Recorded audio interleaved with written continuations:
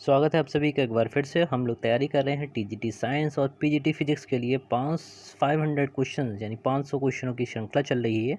और इसी क्रम में हम लोग अब हैं मिसलेनियस क्वेश्चन यानी विविध प्रश्नों के ऊपर। क्वेश्चन नंबर 149 आपके सामने है। स्टार्ट करते हैं। 0 डिग्री सेल्सियस पर केल्विन तापक्रम का सही मान निम्नलिखित में से कौन सा होना चाहिए। तो इसमें सीधा सीधा क्वेश्चन पूछा गया है 0 डिग्री सेल्सियस को केल्विन में कैसे चेंज करते हैं। वैसे तो यहाँ पर वैल्यू जो होनी चाहिए 273.15, ठीक है। इसको अगर हम 0 डिग्री सेल्सियस के साथ ऐड करते हैं तो मान आपको 273.15 के मिलेगा, जो सही आंसर होगा, ठीक है। तो जहाँ तक नियर अबाउट क्वेश्चन की बात है 273.05 में हो गया, 15 होता तो ज़्यादा अच्छा, तो ऑप्शन बा इसमें सही आंसर होगा। अगला क्वेश्चन 150 है। किसी गैस द्वारा बर्तन की दीवारों पर आरोपित बल का कारण क्या होता है। तो जैसा गैस का अणुगति मॉडल है, उस मॉडल के अनुसार गैस के अणु लगातार सभी दिशाओं में लगातार गति करते रहते हैं और इनकी गति अनियमित होती है और लगातार एक वेग को अर्जित किए रहते हैं। इनके टकराने से इनके बीच में जो है एनर्जी लॉस नहीं होता है। तो ये आइडियल मॉडल है, ठीक है ना। तो उसके बेसिस पे अगर यहाँ पर देखें तो सीधा आता है कि जब उसमें द्रव्यमान होगा गैस के अणु में, उसका वेग भी है, तो यहाँ पर संवेग की बात की जाती है, उसका मोमेंटम, यानी मोमेंटम से मतलब समझते हैं द्रव्यमान इंटू वेग के लिए, ठीक है। तो P=mv। इसके चेंज होने के कारण वेग, वेलोसिटी, दिशा बदलने के कारण उसका वेग बदलता है और वेग बदलने से उसके अणुओं का संवेग बदलने से फोर्स एक्टिव हो जाता है उसकी दीवारों को, जिस बर्तन में भी वो गैस भरी जाती है। नेक्स्ट क्वेश्चन पे आते हैं। अणुगति सिद्धांत के गैस के अणुओं का वर्ग माध्य मूल वेग किसके समानुपाती होता है। तो यहाँ पर सीधा सीधा VRMS की बात की गई है। कई बार हम लोग इस फॉर्मूले को लिख चुके हैं। तो VRMS इक्वल्स टू, आप सभी को पता होगा अब तो, 3RT/m के बराबर होता है। बाकी सभी को कांस्टेंट मान लीजिए, क्योंकि यहाँ पर उसने सिर्फ वर्ग माध्य मूल वेग और टेम्परेचर यानी परम ताप T के बीच में संबंध पूछा, तो V∝√T, जो ऑप्शन आपका सही कह रहा है 151 का आ क्वेश्चन इसमें सही होगा। 150 का मैं बता चुका, इसमें द ऑप्शन आपका सही होगा। तो और अब 151 की बात हम लोग कर रहे हैं, तो इसमें ऑप्शन आपका सही है, √T के बराबर होता है। नेक्स्ट क्वेश्चन पे आते हैं। पानी की अपेक्षा अल्कोहल अधिक वाष्पशील है। देखा होगा आपने अभी, अगर कभी अल्कोहल आपने उस हाथ पे लगाया हो तो एकदम ठंडक महसूस होती है। कारण यही होता है वो कि बहुत शीघ्रता से, बहुत जल्दी वो वेपराइज हो जाता है और वेपराइजेशन के लिए जो एनर्जी है, जो ऊष्मा की आवश्यकता है, वो शरीर से लेता है, तो इसके कारण वो ठंडा फील होता है। तो यहाँ पर ये पूछ रहा है कि पानी की अपेक्षा अल्कोहल अधिक वाष्पशील है क्योंकि।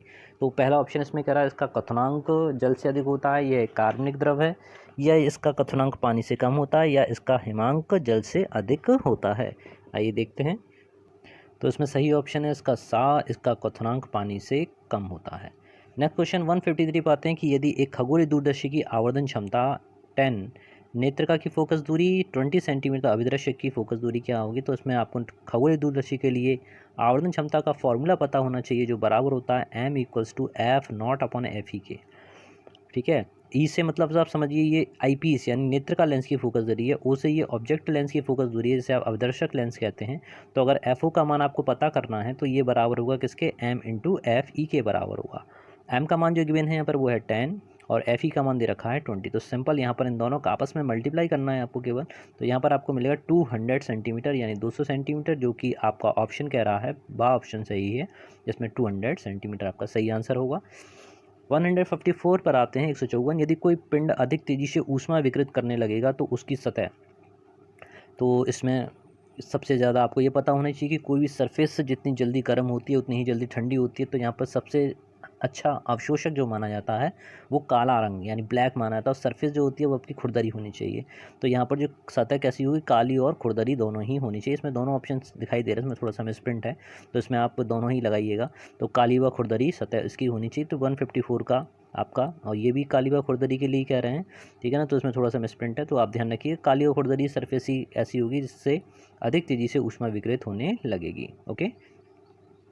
नेक्स्ट क्वेश्चन आपका 155 है कि किसी उपग्रह का उसकी कक्षा में जो वेग है वो किस पर निर्भर। तो यहाँ पर अगर हमें पता चले कि उपग्रह की जो कक्षा में उसका वेग है, पलायन वेग, वेग के लिए बात कर रहा है, ऑर्बिटल वेलोसिटी की बात कर रहा है, तो वीओ का जो मान होता है वो अंडर रूट बराबर होता है किसके, GME/RE के, ठीक है ना। तो यहाँ पर अगर आप GME की जगह पर यानी आप स्मॉल g इंटू RE², ठीक है, इन दोनों के अंदर संबंध होता है, उसका अगर फॉर्मूला लगाते हैं तो GRE² आपको मिलता है और अपन में RE आता है। तो एक RE से एक RE कैंसिल होगा, यहाँ से सीधा पता चल जाएगा V और RE के बीच में क्या संबंध होता है। तो स्पष्ट है कि जो त्रिज्या है वो उसके वर्गमूल के और गुरुत्वाकर्षण त्वरण के अंडर रूट के बराबर है। अंडर रूट को हम 1/2 की पावर लगा सकते हैं, तो यहाँ पर सही ऑप्शन आपका है आ, त्रिज्या जो पृथ्वी की त्रिज्या को रिप्रेजेंट कर रहा है, और गुरुत्वाकर्षण से तात्पर्य यहाँ स्मॉल जी से है, और पावर इन दोनों के ऊपर 1/2 है। क्लियर है। तो 155 का सही क्वेश्चन आंसर जो है आपका ऑप्शन सही रहेगा। अगला प्रश्न, यदि हम कमरे में रखे फ्रिज का दरवाज़ा खोल दें, ये जब हमने आपको हीट पढ़ाई थी, ऊष्मागतिकी जब पढ़ाया था, तब उसमें यह बताया था, ये वाला क्वेश्चन उसमें भी आया था कि अगर रेफ्रिजरेटर यानी फ्रिज का दरवाज़ा अगर खुला छोड़ दें तो आप चाहें कि आपका कमरा एसी हो जाए, तो ऐसा नहीं होगा। आपके कमरे का ताप घटने की बजाय बढ़ जाएगा। ठीक है ना। तो उसमें सा ऑप्शन आपका सही है, कमरे का ताप बढ़ जाएगा। 157 पर आते हैं। तो 157 कह रहा है कि निम्नलिखित में से कार्बन डाइऑक्साइड का स्पेक्ट्रम कैसा होता है। तो उसमें ऑप्शन दे रखे हैं सतत स्पेक्ट्रम, समय स्पेक्ट्रम और प्रतिदीप्त स्पेक्ट्रम, परिबद्ध। परिबद्ध मतलब बैंड स्पेक्ट्रम से है, तो यहाँ पर सही आंसर आपका परिबद्ध या बैंड स्पेक्ट्रम भी अगर लिखा हुआ हो तब भी आप उसको सही पर लगाएंगे। 158 पर तो ये प्रश्न रेडियो एक्टिविटी से आ गया। निम्नलिखित नाभिकीय अभिक्रिया 90 थोरियम 220 87 बिस्मिथ 212 में उत्सर्जित अल्फा बीटा कणों की संख्या ज्ञात करनी है। तो सबसे पहले हम इसमें ये बताते हैं अपने छात्रों को कि आप ऊपर वाला 220 में से माइनस कर दीजिए 212। ठीक है। तो यहाँ आप पहले संख्या को हटा के देखेंगे तो आपको मिल रहा है केवल 8 का अंतर है। जब भी आप एक अल्फा पार्टिकल का उत्सर्जन करते हैं तो कमी जो होती है 2He4 की होती है, यानी ऊपर जो द्रव्यमान संख्या में कमी आती है वो 4 की आती है। तो 4 का इसमें आप डिवाइड कर दीजिए, इसका भाग लगाएंगे तो आपको पता चलेगा कि 2 तो इसमें अल्फा कण आ रहे हैं, और जब 2 अल्फा कण इसमें से उत्सर्जित होंगे तो द्रव्यमान संख्या जो उसका परमाणु क्रमांक है, यानी 90 में कितने अंकों की कमी आएगी, तो उसमें 2 का मल्टीप्लाई किया, 2 2 जा 4, 90 माइनस 4 करेंगे तो मिलेगा आपको 86। ठीक है ना। तो 86 आपको मिलना चाहिए 2 अल्फा कण उत्सर्जन के बाद में, लेकिन यहाँ पर आ रहा है 87। तो अब बीटा कण की ये प्रॉपर्टी होती है कि जब भी किसी नाभिक से एक बीटा पार्टिकल एमिट होता है तो परमाणु क्रमांक में 1 की वृद्धि हो जाती है, +1 हो जाता है। तो वही 86 बढ़कर कितना हो गया 87, तो केवल 1 बढ़ा है यहाँ पर। तो इसका मतलब ये हुआ कि 2 बीटा पार्टिकल और 2 अल्फा पार्टिकल और 1 बीटा पार्टिकल उस नाभिक में से, उस न्यूक्लियस में से एमिट हुआ होगा। तो यहाँ पर सही ऑप्शन है आपका बा, 2 अल्फा व 1 बीटा पार्टिकल। 159 पर आते हैं कि किस तापमान पर ध्वनि का वेग उसके 273 तापमान पर वेग का 2 गुना हो जाएगा। थोड़ा सा इसमें हम लोग कैलकुलेशन करेंगे, और कैलकुलेशन के लिए फॉर्मूला वही रहेगा V प्रोपोर्शनल √T वाला। V का जो मान है वो सीधे सीधे निर्भर करता है कि V1/V2 this equals to √T1/T2। Okay. तो ये है इसका बेसिक फार्मूला। अब यहाँ पर जो कह रहा है, थोड़ा देर के लिए आप ये मान लीजिए कि थोड़ी देर पर चाल जो थी वो थी V। ठीक है। और उस पर टेम्परेचर कितना था, टेम्परेचर था 273।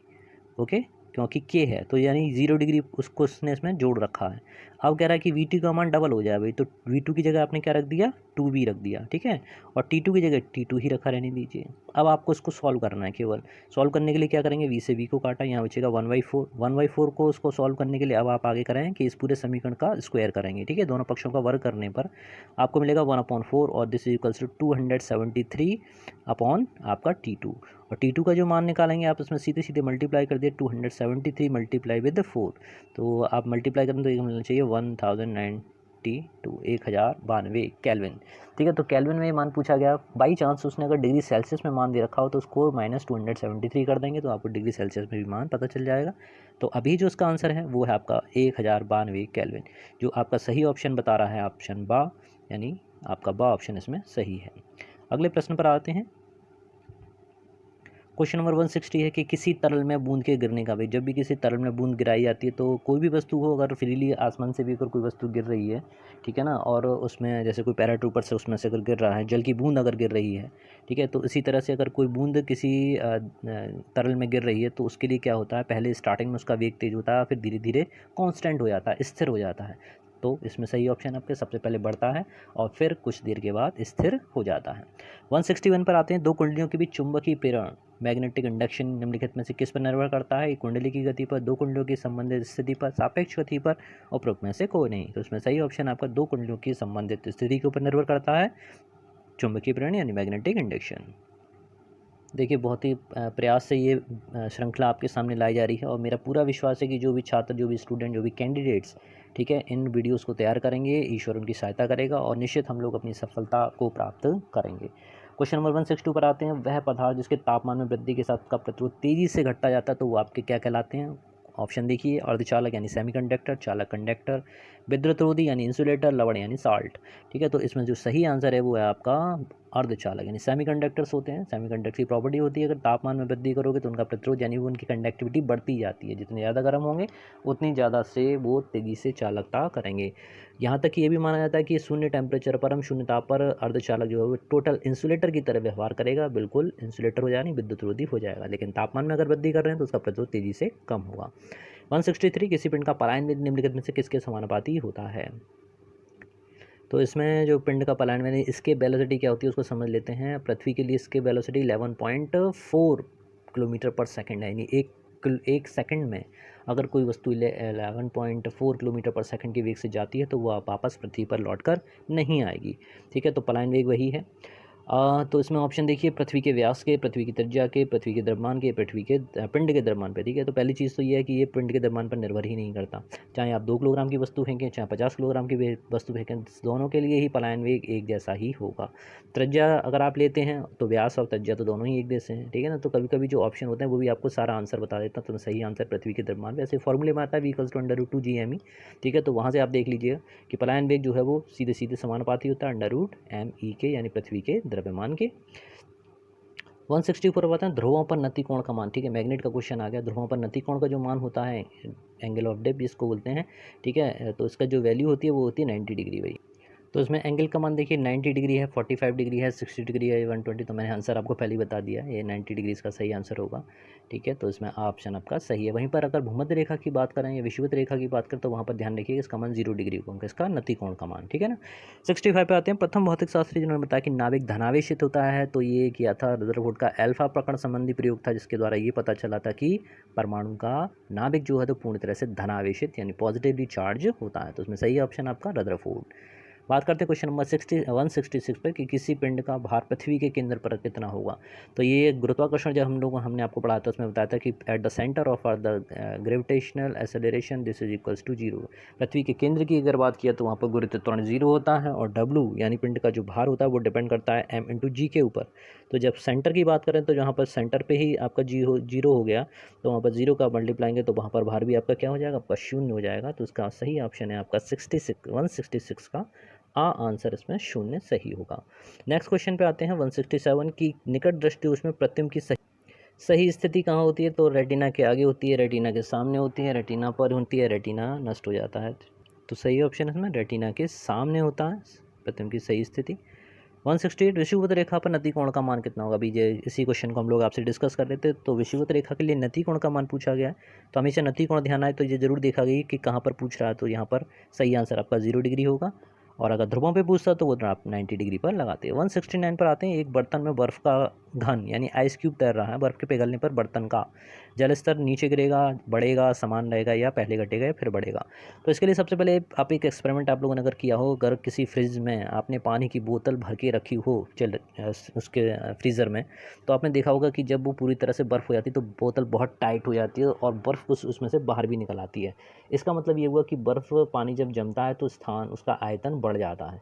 ठीक है, इसी कॉन्सेप्ट को अगर ध्यान रखें तो अगर बर्फ़ पिघलेगी तो वो उसका आयतन पहले से कम होगा, और मेरे अकॉर्डिंग जो सही आंसर है आपका जल स्तर आपका गिर जाएगा। अगला क्वेश्चन आता है 170 पर आते हैं। कह रहा है कि निम्नलिखित में से द्विचुंबकीय पदार्थ का उदाहरण क्या है। तो पारा दे रखा है, एल्युमिनियम दे रखा है, कार्बन और ऑक्सीजन। तो इसमें जो डाईमैग्नेटिक, ठीक है, डाईमैग्नेटिक सब्सटेंसों के लिए जो सबसे इंपॉर्टेंट एग्जांपल दिया था वो जाता है आपका पारा, जिसको हम कहते हैं मरकरी, और यही द्विचुंबकीय पदार्थ का उदाहरण है।